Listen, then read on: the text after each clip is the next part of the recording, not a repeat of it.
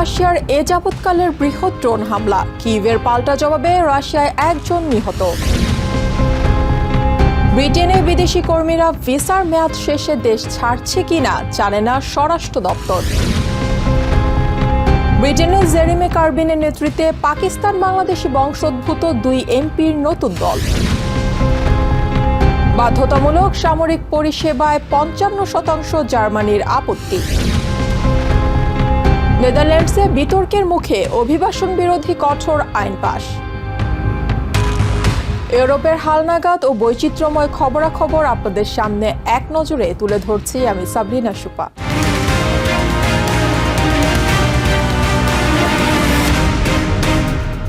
বৃহস্পতিবার মধ্যরাত থেকে শুক্রবার ভোর পর্যন্ত ইউক্রেন রাশিয়ার পাল্টাপাল্টি ড্রোন ও ক্ষেপণাস্ত্র হামলায় একজন রুশ নাগরিক নিহত এবং ইউক্রেনের 23 জন আহত হয়েছে। ইউক্রেনে যুদ্ধ শুরুর পর থেকে শুক্রবার রাতে সবচেয়ে বড় হামলা করেছে রাশিয়া। রুশ বিমান বাহিনী জানায় কিয়েভের বিভিন্ন এলাকায় তারা 550টি ড্রোন এবং 11টি ক্ষেপণাস্ত্র হামলা চালিয়েছে।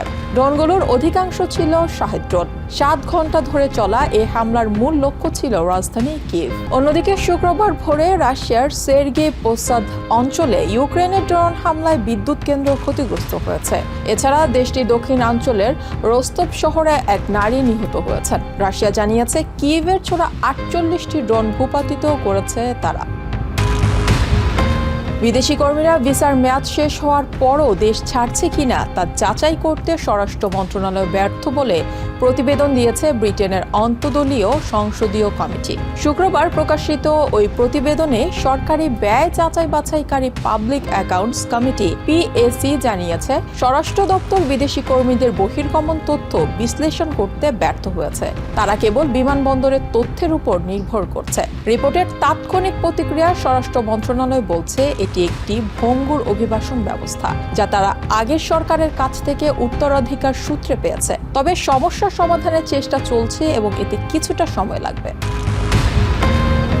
ব্রিটেনে সরকার দলীয় লেইবার পার্টির সাবেক নেতা জেরেমি কারবিনের নেতৃত্বে নতুন একটি রাজনৈতিক দল গঠনের প্রস্তুতি চলছে।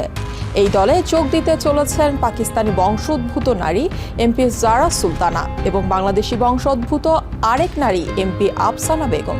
যদিও আনুষ্ঠানিকভাবে আফসানা বেগম, জেরেমি কারবিন এবং জারা সুলতানা এখনও নীরবতা বজায় রেখেছেন। তবে শুক্রবার কারবিনের সঙ্গে যোগাযোগের কথা বিবিসিকে স্বীকার করেছেন জারা সুলতানা। তিনি জানান শ্রম জনগোষ্ঠীর জীবনমানের উন্নয়নে ব্যর্থতা এবং গাজায় গণহত্যায় অংশগ্রহণের প্রতিবাদে তিনি লেইবার পার্টি থেকে পদত্যাগ করছেন। আলোচিত এই দলে প্যালেস্টাইনপন্থী আরও 4 এমপি রয়েছে বলে জানা গেছে। সামরিক বাহিনীতে বাধ্যতামূলক সেবা প্রদানে সরকারের নতুন লক্ষ্যের সমালোচনা করেছে জার্মানির 55% নাগরিক। বৃহস্পতিবার প্রকাশিত এক জরিপে দেখা গেছে দেশটির অর্ধেকেরও বেশি নাগরিক বাধ্যতামূলক সামরিক পরিষেবা আইন পুনরায় চালুকরণের বিরোধিতা করছে। সাম্প্রতিক বছরগুলোতে ক্রমবর্ধমান উত্তেজনাপূর্ণ আন্তর্জাতিক নিরাপত্তা পরিস্থিতির মধ্যে দেশটির রাজনৈতিক মহল সশস্ত্র বাহিনীতে বাধ্যতামূলক নিয়োগ পুনর্বিবেচনা করছে। জার্মান প্রতিরক্ষা মন্ত্রী বরিস পিস্টোরিয়াস সম্প্রতি নেটোর নতুন প্রতিরক্ষা সক্ষমতার প্রয়োজনীয়তা পূরণের জন্য ফেডারেল সশস্ত্র বাহিনী বুন্দেসওয়েহের 50 থেকে 60,000 সক্রিয় সেনা নিয়োগের প্রস্তাব করেছেন।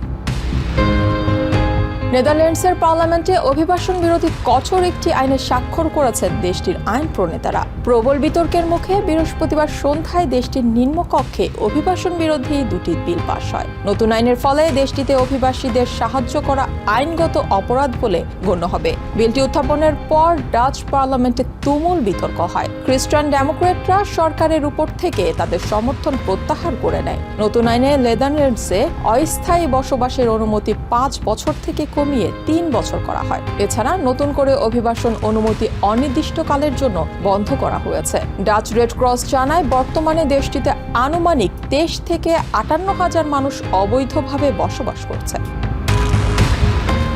এক নজরে প্রতিদিন ইউরোপের খবর জানতে চোখ রাখুন টিভিএন 24 নিউজ নেটওয়ার্কের ইউটিউব ও ফেসবুক পেজে।